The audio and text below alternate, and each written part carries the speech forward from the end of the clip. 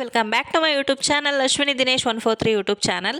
So ಇವತ್ತಿನ ವಿಡಿಯೋದಲ್ಲಿ pregnant ಆದಮೇಲೆ ಮಹಿಳೆಯರು ಯಾವ ಒಂದು ತಪ್ಪನ್ನು ಮಾಡಬಾರ್ದು, ಮೇಯ್ನಾಗಿ ಯಾವ ಒಂದು ಮಿಸ್ಟೇಕನ್ನು ಮಾಡಬಾರ್ದು ಅನ್ನೋದ್ರ ಬಗ್ಗೆ ತಿಳ್ಕೊಳ್ಳೋಣ.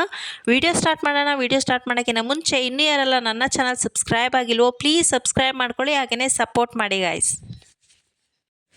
ಸೊ ನಮ್ಮದು ಪೀರಿಯಡ್ ಮಿಸ್ ಆಗಿ 7 ಡೇಸ್ ಅಥವಾ 10 ಡೇಸ್ಗೆ ನಾವು ಪ್ರೆಗ್ನೆಂಟ್ ಅಂತ ಗೊತ್ತಾಗುತ್ತೆ. ಸೊ ಮನೇಲೇ ನಾವು ಯೂರಿನ್ ಟೆಸ್ಟನ್ನು ಮಾಡೋ ಮೂಲಕ ನಾವು ಪ್ರೆಗ್ನೆಂಟ್ ಹೌದೋ ಅಲ್ವೋ ಅಂತ ತಿಳ್ಕೊಬಹುದು. ಇದು ಕಾಮನ್ ಆಗಿ ಎಲ್ಲರಿಗೂ ತಿಳಿದಿರುವಂತಹ ವಿಷಯ. ಇವಾಗ ಸಡನ್ನಾಗಿ ಪೀರಿಯಡ್ ಮಿಸ್ ಆದ ತಕ್ಷಣ ಹಾಸ್ಪಿಟಲ್ಗೆ ಹೋಗೋ ಬದಲು ಮೊದಲು ಮನೆಯಲ್ಲಿನೇ ಒಂದು ಯೂರಿನ್ ಟೆಸ್ಟ್ನ ಮೂಲಕ ಎಲ್ಲರೂ ಕನ್ಫರ್ಮ್ ಮಾಡ್ಕೋತಾರೆ. ಸೊ ಕೆಲವರು ಅದು ಲೈಟಾಗಿ ಲೈನ್ ಬಂತು ಅಂತಂದರೆ ಪ್ರೆಗ್ನೆಂಟ್ ಹೌದೋ ಅಲ್ವೋ ಅನ್ನೋ ಡೌಟಲ್ಲಿರ್ತಾರೆ. ಬಟ್ ಡೌಟ್ ಬೇಡ, ಲೈಟಾಗಿ ಲೈನ್ ಬಂದರೂ ಕೂಡ ನೀವು ಪ್ರೆಗ್ನೆಂಟ್ ಅಂತಲೇ ಅರ್ಥ.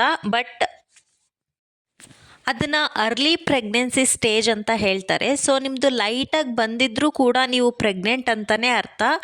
ನೀವು ಮತ್ತೆ ಬಿಟ್ಟು ಒಂದು 10 ಡೇಸ್ ಬಿಟ್ಟು ನೀವು ಮತ್ತೆ ಚೆಕ್ ಮಾಡ್ಕೊಂಡ್ರಿ ಅಂತಂದರೆ ಅದು ಡಾರ್ಕ್ ಆಗಿ ಲೈನ್ ಬರುತ್ತೆ. ಸೊ ತುಂಬ ಜನಕ್ಕೆ ಡೌಟ್ ಇರುತ್ತೆ, ಲೈಟಾಗಿ ಲೈನ್ ಬಂದಿದೆ, ನಾವು ಪ್ರೆಗ್ನೆಂಟ್ ಹೌದೋ ಅಲ್ವೋ ಅನ್ನೋ ಆ ಡೌಟಲ್ಲಿರ್ತಾರೆ. ಸೊ ಡೌಟ್ ಬೇಡ, ಲೈಟಾಗಿ ಲೈನ್ ಬಂದರೂ ಕೂಡ ನೀವು ಪ್ರೆಗ್ನೆಂಟ್ ಅಂತಲೇ ಅರ್ಥ. ಓಕೆ, ಇವಾಗ ನಿಮ್ಮದು ಪೀರಿಯಡ್ ಮಿಸ್ ಆಗಿರುತ್ತೆ, ನಿಮಗೆ ಯೂರಿನ್ ಟೆಸ್ಟ್ನ ಮೂಲಕ ನಿಮಗೆ ಆ ಲೈನ್ ಕೂಡ ಬಂದಿರುತ್ತೆ. ನೆಕ್ಸ್ಟ್ ಕೆಲವೊಬ್ಬರು ಮಾಡುವಂತಹ ಮೇಯ್ನ್ ಮಿಸ್ಟೇಕ್ ಏನಂದರೆ, ಕೆಲವೊಬ್ಬರು ಅಜ್ಜಿ ಹೇಳೋ ಮಾತನ್ನು ಕೇಳ್ತಾರೆ ಅಥವಾ ಅಮ್ಮಂದಿರು ಹೇಳೋ ಮಾತುಗಳ ಪ್ರಕಾರ ಈಗ ತಾನೇ ಇನ್ನೂ 1 ತಿಂಗಳ ಮೇಲೆ 1 ವಾರ ಆಗಿದೆ ಅಥವಾ 10 ದಿನ ಆಗಿದೆ ಅಥವಾ ಇನ್ನೂ 15 ದಿನ ಆಗಿದೆ ತಾನೇ, ಇವಾಗಲೇ ಏನಕ್ಕೆ ಹಾಸ್ಪಿಟಲ್ಗೆ ಹೋಗಬೇಕು, ಇನ್ನೂ ಒಂದು 3 ಮಂತ್ಸ್ ಆಗೋವರೆಗೂ ವೆಯ್ಟ್ ಮಾಡೋಣ, ಒಂದು 2-3 ಮಂತ್ಸ್ ಆದಮೇಲೆ ಹಾಸ್ಪಿಟಲ್ಗೆ ಹೋಗಬೇಕು ಅಂತ ಕೆಲವೊಬ್ಬರು ಮೂಢನಂಬಿಕೆನ ಬೆಳೆಸ್ಕೊಂಡಿರ್ತಾರೆ, ಅಜ್ಜಿಯರಾಗಿರ್ಬೋದು ಅಥವಾ ಅಮ್ಮಂದಿರೇ ಆಗಿರಬಹುದು.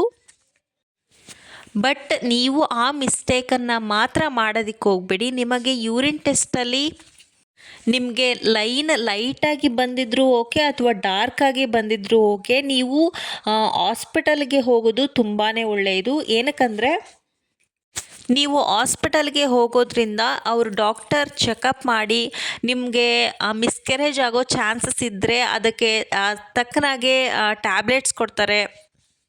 ಮಿಸ್ಕರೇಜ್ ಆಗದೇ ಇರೋ ರೀತಿ, ಪ್ರೆಗ್ನೆನ್ಸಿಗೆ ಯಾವುದೇ ರೀತಿಯಾದಂತಹ ತೊಂದರೆ ಆಗದೇ ಇರೋ ರೀತಿ ಅವರು ಮೆಡಿಸನ್ಗಳನ್ನು ಕೊಡ್ತಾರೆ. ಹಾಗೆಯೇ ಪಾಪು ಗ್ರೌತ್ ಆಗೋ ರೀತಿ, ಹಾಗೆಯೇ ಹಾರ್ಟ್ ಬೀಟ್ ಬರೋ ರೀತಿ ಕೂಡ ಅವರು ಮೆಡಿಸನ್ಗಳನ್ನು ಕೊಡ್ತಾರೆ. ಅವರು ಮಾಡುವಂತಹ ಒಂದು ಬ್ಲಡ್ ಟೆಸ್ಟನ್ನು ಮೂಲಕ ನಿಮಗೆ ಕನ್ಫರ್ಮ್ ಪ್ರೆಗ್ನೆನ್ಸಿ ಆಗಿದ್ದಿರೋ ಇಲ್ವೋ ಅಂತ ತಿಳ್ಕೊಂಡು ಅದರ ಪ್ರಕಾರ ನಿಮಗೆ ಮೆಡಿಸನನ್ನು ಕೊಡ್ತಾರೆ.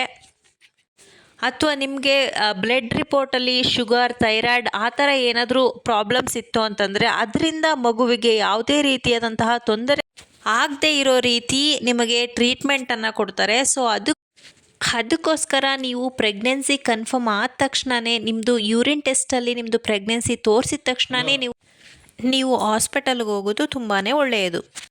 ನಿಮಗೇನಾದರೂ ಲೈಟಾಗಿ ಲೈನ್ ಬಂದು ನೀವು ಡಾರ್ಕಾಗಿ ಲೈನ್ ಬರಲಿ ಅಂತ ವೆಯ್ಟ್ ಮಾಡ್ತಾಯಿದ್ರೆ, ಅಕಸ್ಮಾತಾಗಿ ನಿಮಗೆ ಸಡನ್ನಾಗಿ ಥೈರಾಯ್ಡ್ ಸ್ಟಾರ್ಟ್ ಆಗಿತ್ತು ಅಂತಂದರೆ ನಿಮಗೆ ಖಂಡಿತ ಅದು ಡಾರ್ಕಾಗಿ ಲೈನ್ ಬರೋದಿಲ್ಲ. ಅದು ಪಾಪು ಕೂಡ ಬೆಳವಣಿಗೆ ಆಗೋದಕ್ಕೆ ಚಾನ್ಸ್ ಕೂಡ ಇಲ್ಲ. ಸೊ ಅದು ನಿಮಗೆ ಡಾರ್ಕಾಗಿ ಲೈನ್ ಬರೋದೂ ಇಲ್ಲ ಬೇಗ. ಸೊ ಅದಕ್ಕೋಸ್ಕರ ನೀವು ಲೈಟಾಗಿ ಲೈನ್ ಬಂದ ತಕ್ಷಣವೇ ನೀವು ಹಾಸ್ಪಿಟಲ್ಗೆ ಹೋಗೋದ್ರಿಂದ ಅದಕ್ಕೆ ತಕ್ಕನಾಗೆ ಅವರು ಟ್ರೀಟ್ಮೆಂಟನ್ನು ಸ್ಟಾರ್ಟ್ ಮಾಡ್ತಾರೆ. ಸೊ ಆವಾಗ ಥೈರಾಯ್ಡ್ ಕಂಟ್ರೋಲ್ ಆಗಿ ಪಾಪು ಬೆಳವಣಿಗೆ ಆಗುತ್ತೆ. ನೀವು ಹಾಗೇ ವೆಯ್ಟ್ ಮಾಡ್ತಾ ಇದ್ರಿ ಅಂತಂದರೆ ತುಂಬಾ ಪ್ರಾಬ್ಲಮ್ ಆಗುತ್ತೆ. ಓಕೆ ಗಾಯ್ಸ್, ಇವತ್ತಿನ ವಿಡಿಯೋ ನಿಮಗೆ ತುಂಬ ಇಷ್ಟ ಆಗಿದೆ ಅನ್ಕೋತಾ ಇದ್ದೀನಿ. ವಿಡಿಯೋ ಇಷ್ಟ ಆಗಿದ್ದರೆ ಒಂದು ಲೈಕ್ ಮಾಡಿ, ಕಮೆಂಟ್ ಮಾಡಿ, ಹಾಗೆಯೇ ನಿಮ್ಮ ಫ್ರೆಂಡ್ಸ್ ಆ್ಯಂಡ್ ಫ್ಯಾಮಿಲಿಗೆ ಶೇರ್ ಮಾಡಿ.